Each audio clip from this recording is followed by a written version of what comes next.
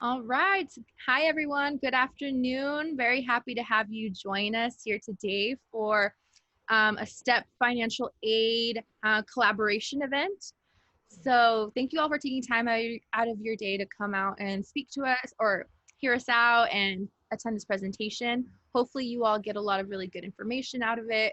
The FAFSA application is opening up very soon, so we hope that you get a lot out of it. And please ask questions as well. Any questions you have, the chat is open for that.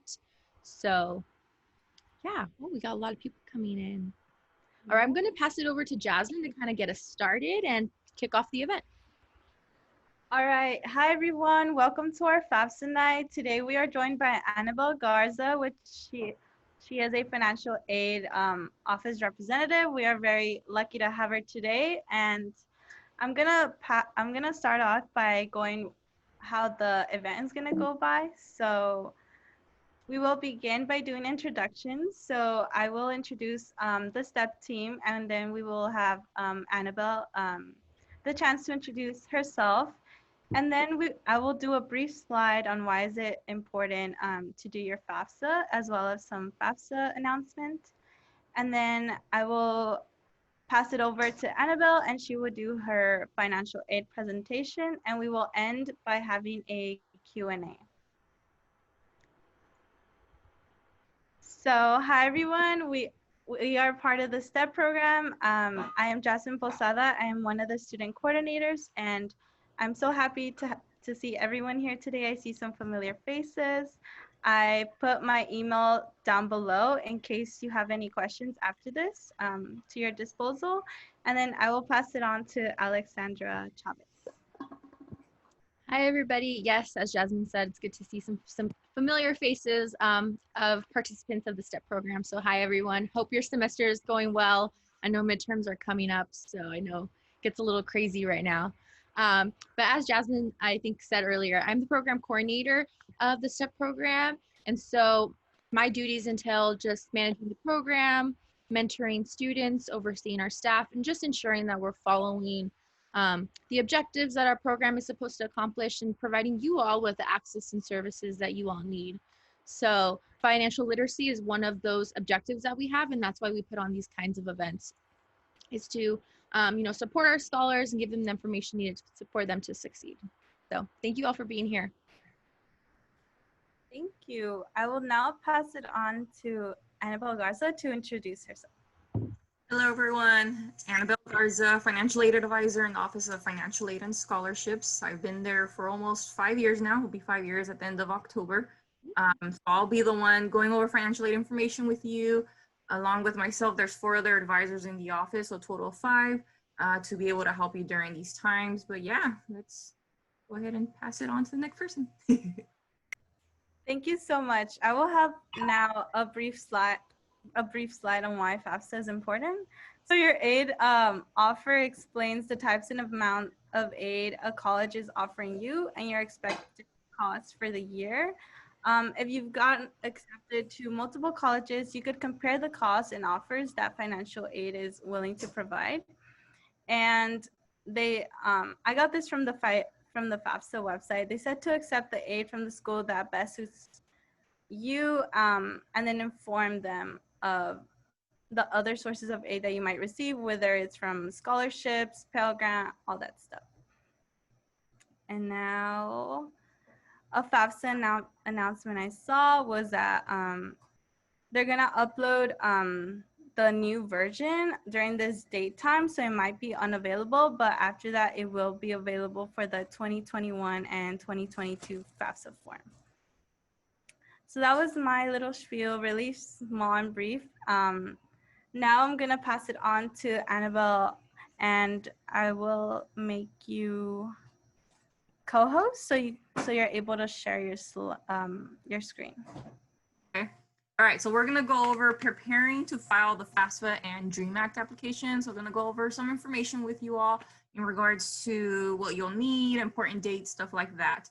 So like Jasmine mentioned, the FAFSA and the DREAM Act for 2021-2022 academic year opens tomorrow, October 1st.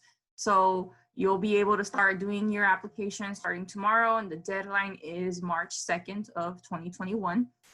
Make sure that you do complete your Fast Forward Dream Act by the March 2nd deadline is very important, because that can result in you losing some of your financial aid if you do submit it in late. And you do have quite a window to do that, October 1st till March 2nd. Unfortunately, we do see students still submitting it past the deadline. And so we don't want you having to be in that predicament in regards to a stressful situation in case you were to lose out on your aid if you did do the FAFSA or Dream Act late. We do have workshops coming up to help you do your FAFSA, which I will be sharing that towards the end of the presentation. So in case you need some help doing your application. So the FAFSA, along with the Dream Act, uses the information you submitted to calculate your EFC, which is your expected family contribution. And that is used to determine your financial aid eligibility. So that's what we use to determine what aid you are eligible for. So what you will need in order to be able to complete your FAFSA or your Dream Act application, you would want your Social Security number, your parents' 2019 W-2s, because we will be using the 2019 tax information, your 2019 W-2s if you worked in the year of 2019, and your parents' 2019 taxes, and yours if you did file taxes in 2019. Now, if you worked in 2019, but you didn't file taxes because you didn't make enough, so you weren't required to file, that's okay. On your FAFSA, you would just indicate, or your Dream Act will not file taxes for the year of 2019, but you will report how much you earned. And there's examples there of what a W-2 looks like. Typically, you get that from your employer at the end of the year. So you should be getting these, you should have already received these in January of this year.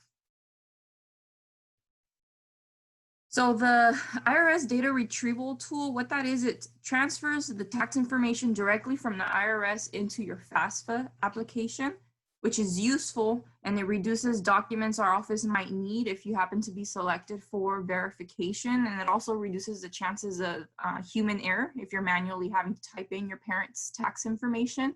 So if you are able to use the data retrieval tool, I strongly recommend it. Again, it's easier, it's faster. You would log in on the FAFSA, it would take you to the website, you would type in parents info, and if everything goes through successfully, it automatically will bring that into your FAFSA application, and then you would just pretty much sign and submit it and you're done. Again, we do see a lot of human errors as well. So if you are able to do the data retrieval tool, I strongly recommend that. So people who possibly cannot use the data retrieval tool is if you indicated, if you weren't given the option to link your taxes for whatever reason, that just means you're not eligible for it. So then at that point, you would have to manually type everything in. If parents filed a non-US tax return, they would not be able to use the data retrieval tool.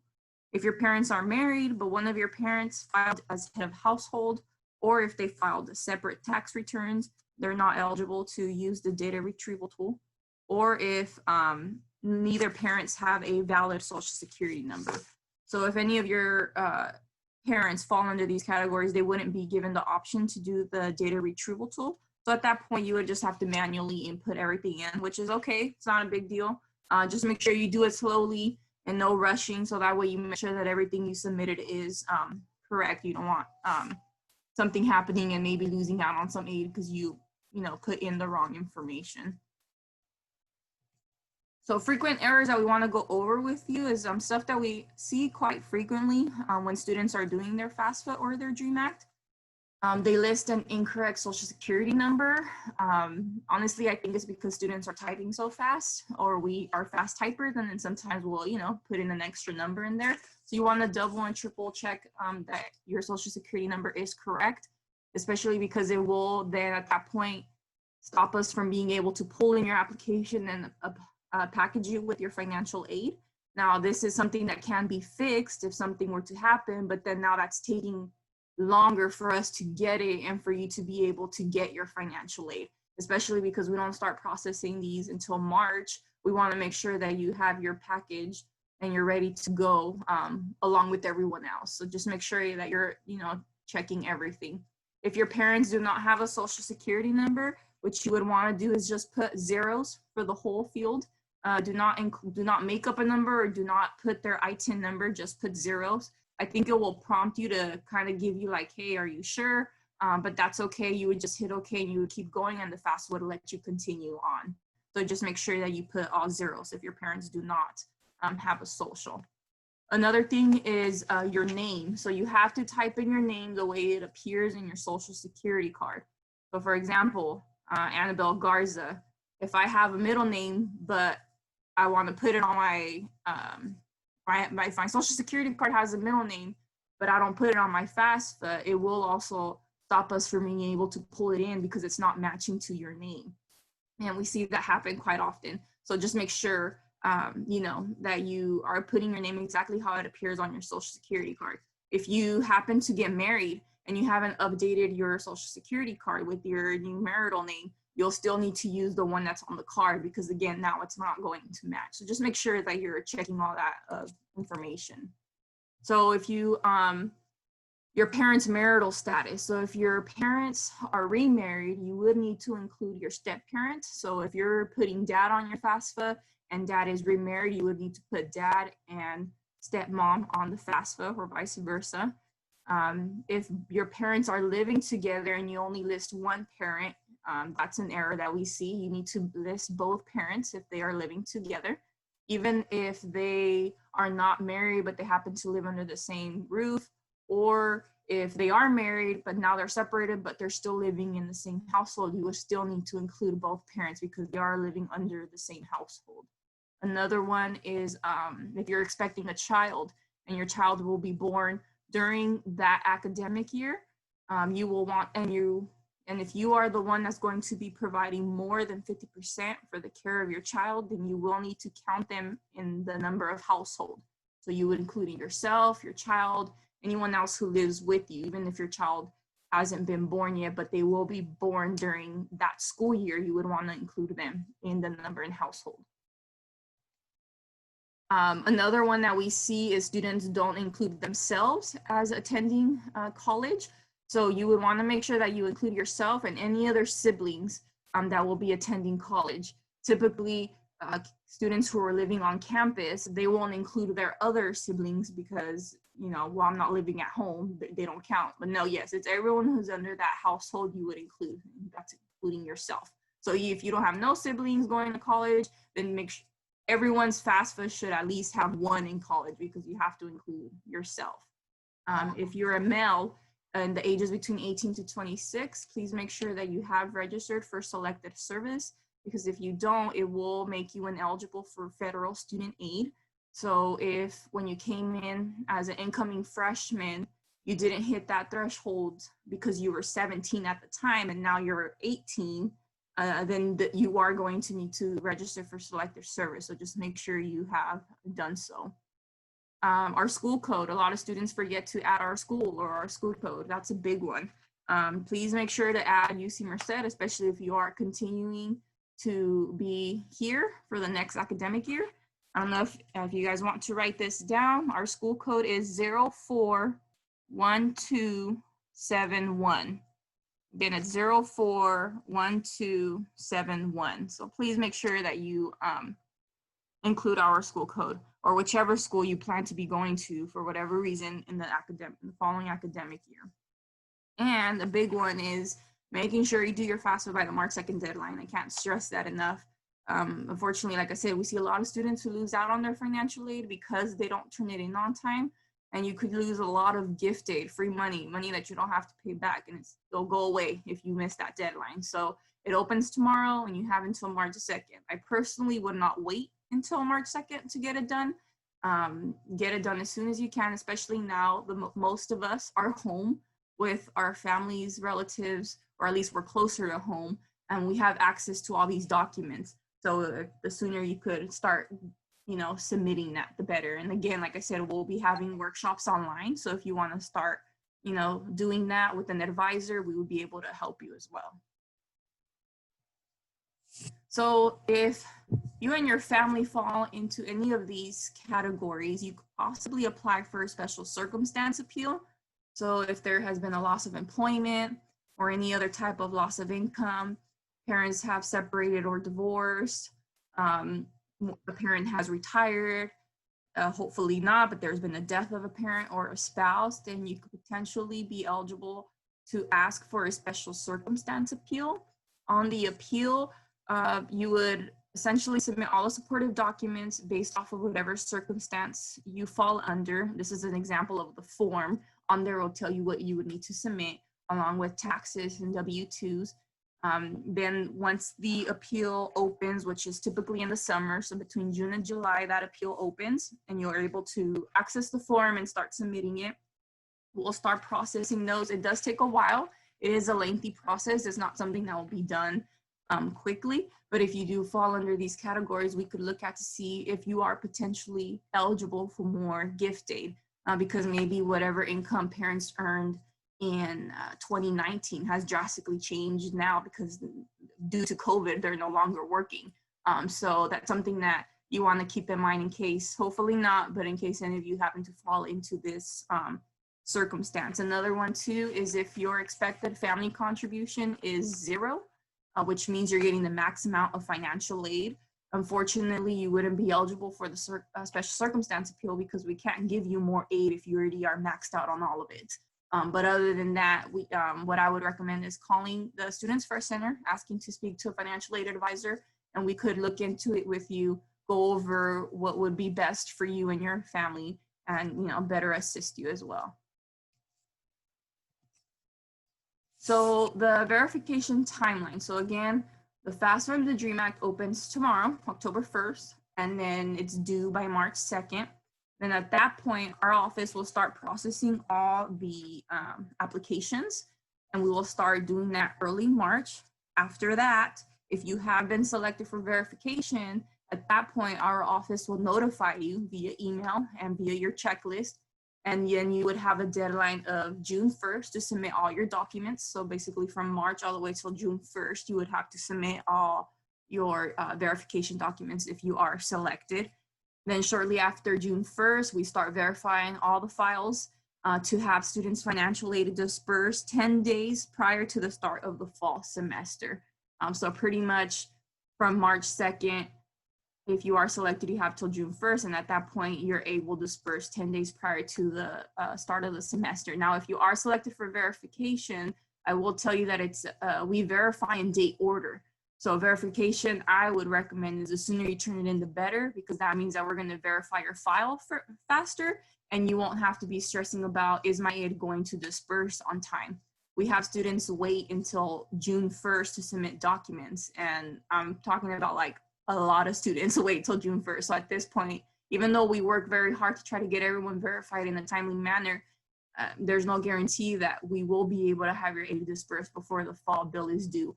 And so to avoid that stress, I just strongly recommend, as soon as you get notified and you see those requirements on your checklist, to start submitting that. And we do work throughout the summer. So if you have any questions about those, you're more than welcome to give us a call. So these are the Start Your workshops that will be starting tomorrow, the virtual workshops. The first one is tomorrow from 2 p.m. to 4 p.m. And these are the other dates available throughout October and November. If you want to log in, get some assistance on doing your FAFSA DREAM Act, typically we do these on campus, in person. Students would go sit there. If they have any questions, they would raise their hand and the advisor would go and help them. But due to COVID, unfortunately, we can't meet with you in person. So we're trying to find different ways to help you all so that way you still feel that support that we would normally give, on a normal year on campus. So please log in if you can on any of these dates. They're scheduled at different times. So hopefully one of these works with your schedule. We will do another, if you can't attend any of these, we will have another set of workshops in the spring. So right before it's due, we'll have another set of workshops as well to help students. So the website right there is where you would want to go to get more info. financialaid.ucmerced.edu/start here. So go ahead and visit that website to get more info. As soon as you go to our financial aid website, you'll see that pop up because we have it advertised throughout the whole website. But please just know that we're here to help you. And then as well as you'll have the chance to chat face-to-face with an advisor. So myself and our 4 other advisors would be there to help you. You could set up virtual appointments if you'd like a one-on-one. I don't know why that changed. Our website for that is financialaid.ucmerced.edu virtual. Feel free to visit our website there to set up a virtual appointment if you'd like. That would be more private. It would just be you and the advisor in case you have any specific questions about taxes or situation in regards to income and home and stuff like that. But we are here to help you virtually and over the phone as well. So if you do have any more questions after today, feel free to give us a call at the Students First Center, ask to speak again to a financial aid advisor. They will always try and help you first and ask you questions. But if you're just adamant and you're like, nope, I want to speak to an advisor, just let them know. They'll transfer the call over. Our phone hours are Monday through Thursday, 8:30 to 4:30, and then Friday, 8:30 to 3. So we are available all week. Another resource that you could use is email. You can email our office and we will respond to you within 1 to 3 business days. Right now, email is kind of slow, so we would respond pretty quickly to you. Our website, please feel free to always go to our website. We try to keep it up to date often, so that way students could use it. It has a lot of helpful resources, a lot of information, questions, frequently asked questions. You could find that all there on our financial aid website. And our social media accounts, please, if you haven't already, follow us on Facebook, Twitter, Instagram. We also have a YouTube channel. It's just, we post a lot on all these, so that way students could be up to date with deadlines, events that we have. So please feel free to contact us if you have any questions. But thank you all for your time and your attention, and know that we're here to help you regardless of these difficult times. And even though we are remotely, we are here in case you do have any questions. So thank you very much. Great. Thank you so much, Anabel. So we have time now for questions. So please take advantage of this time to ask one-on-one questions with an advisor. You know, you can put them in the chat or you can speak if you would like to. I do have a question, Anabel. I know some schools do this. So I think maybe if you could give me more information. Does UC Merced, do they do, or do you all do fee deferments? What do you mean fee deferments? Like I know some schools, they'll do like periods where fees are kind of waived for some students and they won't have to pay until like a later date. Not that I'm aware of. The only one that I know is the GRE fee waiver, but I believe that's more for like grad students. If students are not able to pay their fees at the time, the only option that I know is a deferred payment plan, which they would set that up through SBS. They split their balance up into 4 installments, and then it's just a monthly installment for 4 months, but not so much about a waiver, no. Okay, thank you. All right, so ask your questions in the chat or feel free to, you know, say them out loud, whatever you prefer. But do we have any other questions for Anabel? Yeah, I have a question. Go ahead. There's been times where I've been selected for verification, but I actually turn in my application right on time, like maybe like the first week of October, but I still get chosen for verification. I don't know why. Yeah, unfortunately, you don't get selected for verification because you did it late or you did it too soon. Honestly, Department of Education randomly will select people.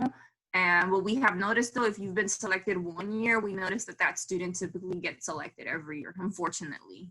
I could tell you that I wish students didn't get selected because it's a lot of work. It's a lot of documents, a lot of work. But unfortunately, it's not that you did anything wrong.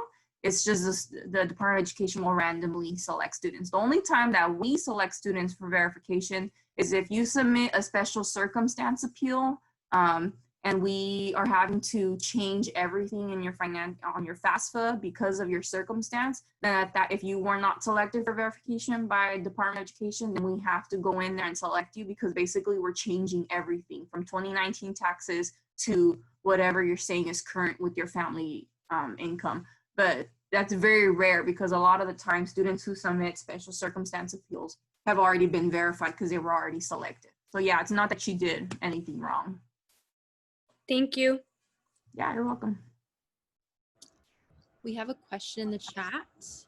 So Alex asks, do you think we should still fill out the FAFSA if we're going to graduate school? If you want federal loans, yes. So if you typically grad students are able to get unsubsidized loan. So if you are planning to do that or you would like it as an option, then yes, I would recommend doing the FAFSA so that way at least at that point you have that option to borrow that loan if you needed to. Great. Lisa asks, do you recommend to put on campus housing for FAFSA? And if COVID is to continue, then later cancel housing if we choose to stay home? Or should we automatically apply? Yeah, so because we don't know what's going to happen next fall, and your plan is to be, I want to live on campus, go ahead and put on campus. Worst case scenario, whatever happens, we do get notified from housing from all those students who will not be on campus, and we will update your financial aid package to reflect from on to off campus. So essentially, you wouldn't have to do anything. You would just put right now what you think you're going to be doing next year. Great. Yeah, you're welcome. Any other questions?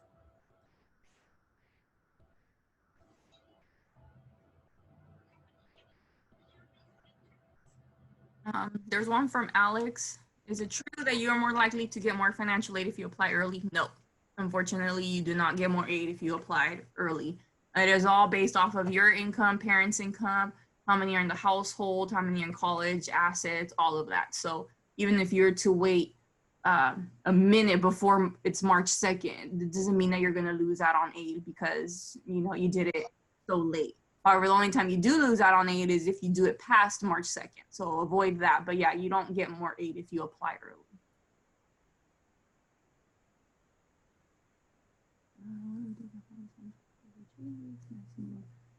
So we have Jasmine, if my financial aid situation has changed and I already submitted my application, what do I do? So that would be essentially a special circumstance appeal. So depending on what the situation was and how drastically it is, typically it has to be at least more than 10% of a drastic change of income, or if parents got divorced, separated, there's been a death, or a parent retired after you have already submitted the FAFSA, then that's where you'd want to reach out to us and we could go over the special circumstance appeal with you.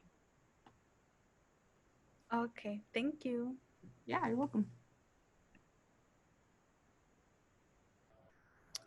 Is it a special circumstance if a scholar is unable to get financial forms from their parents for whatever reason or guardians? So that one would be kind of like a dependency appeal. So that's a good question. If students are in a situation where parents are not wanting to provide their information for the student to complete the FAFSA, it cannot simply just be, oh, they don't want to give it to me. Unfortunately, it has to be a little bit more in depth.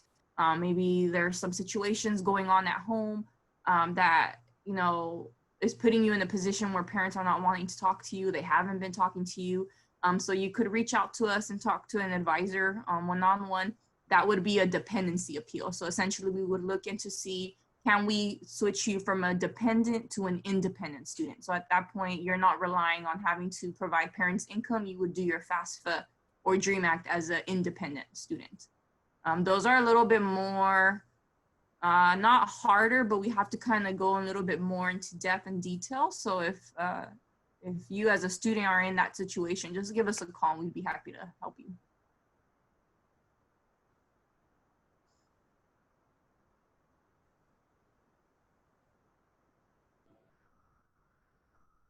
Other questions, y'all? We have some time, and it's really cool we get to speak to a financial aid advisor one-on-one. Annabelle, I think you said that also at the upcoming events, you also will be, the team will be helping scholars fill out the actual FAFSA, right? And if they have any specific questions that they'd rather just, you know, in private ask, we are having that option as well. Now, our first one, we'll see how it goes. We've never done a virtual workshop before, but we are there to help you. So if you just want to log in and keep your camera off, but just be there in case you do have a question, please feel free to do so. Like I said, our first one's tomorrow, but we do have more from October through November. And then if you happen to miss out, we will have more starting in the spring as well. And they can call as well, right? And possibly make Oh, yeah. Yeah, so in case you can't make it for whatever reason, or you just would rather talk on the phone, you're more than welcome to call us Monday through Friday. Great. Oh, we have a question too in the chat.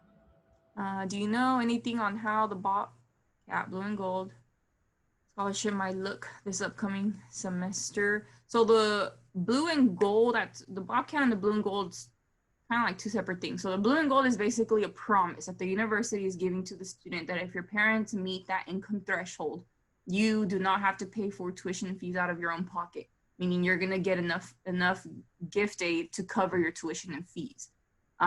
So right now it still kind of applies the same way. It's just a little bit different because now almost everyone is off campus rather than on campus.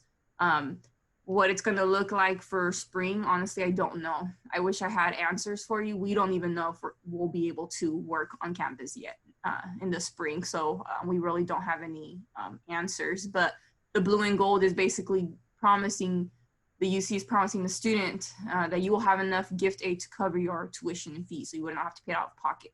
If you're on campus and you're paying out of pocket or having to borrow loans, it's not because the Blue and Gold didn't cover you. It's because it's only covering tuition and fees. And at that point, maybe it wasn't enough to cover all of your housing fees. So now you have a balance. But essentially, you would still be under the Blue and Gold.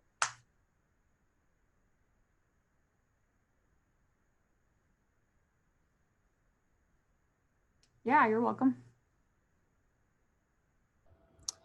With the pandemic, I know at least for our program, we've had a few students who I think they're taking like stop outs possibly, or, you know, they're just pausing, they're taking a semester off or something. I'm not sure. So I'm wondering what can they do if they decide to go that route in terms of making sure that they don't lose on financial aid. Sorry, I have dogs, so they're probably going to bark right now.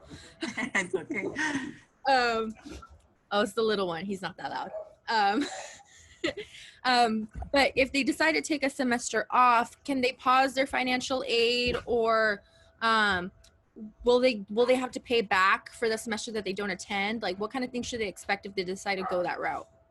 So there's a lot of different scenarios. For example, right now, the fall semester has already started. If you've already been, attending up until now and you have to take a leave for the fall, then yes, you might have to owe some of it back, because essentially we're paying you up front, assuming that you're going to complete the whole term. And now if you're having to leave for whatever, situation, you might have to owe some of that back. So if you're in that situation, I would recommend calling our office, because at that point we could give you a really rough estimate in regards to how much aid you might have to owe. Because what we look at is how much out of the time that you were here, how much of that did you earn, and how much of that do we have to send back? So I would just recommend calling us. If you finish the fall semester, but then come spring before it starts, you're like, I need to take a leave for whatever reason, give us a call just so you kind of have an idea, so we could kind of give you information. But basically what would happen is all your fall aid you would have earned, so we wouldn't send none of that back. Your spring aid, if you're not enrolled, it will never disperse. So you wouldn't owe any of that back either. The only thing we would want to advise you is keep in mind for SAP, satisfactory academic progress. So if you do plan to take a leave, sometimes students will hit SAP. To be eligible for financial aid, you have to pass at least 70% of all your courses, have a 2.0 GPA or higher, and be on track of graduating on time. If you take a leave, sometimes we see students that they're not meeting SAP because they're not passing at least 70% of the courses that they attended or the GPA. So then that we could just go over with you on what to expect. At the end of spring, you would get an email from our office. Once all spring grades post, we will run SAP on every student. If you did not meet SAP, then we would send you an email letting you know. And at that point, you would have to submit an appeal, explain your situation, what was going on, why'd you have to take a leave. And then the SAP committee would get together, review it. And if they approve your appeal, then you would be eligible for financial aid for when you return in the fall. So there's a lot of different scenarios. So if you do happen to need to take a leave for whatever reason, just best to give us a call and talk to an advisor directly. Thank you. I've been seeing a little bit more of that lately, so that's why I asked. Yeah, us too. Yeah. Well, do we have time? Maybe we can have it open for one more question. But if not, Annabelle, thank you so much for taking time out of your day. Yeah, you're welcome. For representing your office, because I know y'all, I know you go through those waves and periods where it's really busy, and I'm sure that period might be coming up with the application opening up. So we appreciate you taking the time to come in. So Yes, of course. all right. So if we could please say thank you to Annabelle in the chat. And if you have questions, like she mentioned, and gave out the contact information for their office, please reach out to them. That's what they're there for. You know, you're not alone in this process. I know it can be really scary doing financial aid on your own. So please reach out to them. This video should be posted on our YouTube, yes, and probably on Box. So yeah, if you need to refer back to anything, we'll post this so